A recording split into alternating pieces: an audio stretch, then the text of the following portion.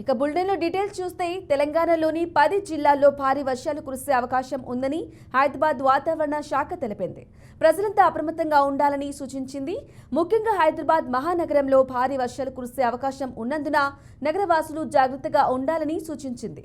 మరోవైపు వాతావరణ శాఖ హెచ్చరికతో ముందస్తు చర్యలు తీసుకోవాలని ప్రభుత్వం జీహెచ్ఎంసీ అధికారులకు ఆదేశాలు జారీ చేసింది.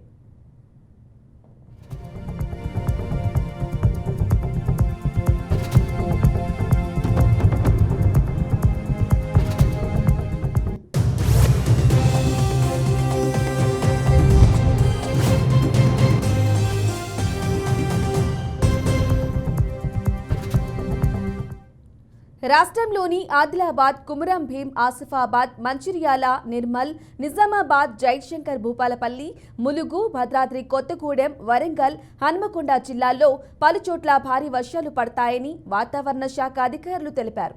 మిగిలిన జిల్లాలో ఓ మోస్తరుగా కురిసే అవకాశాలు ఉన్నట్లు వెల్లడించారు.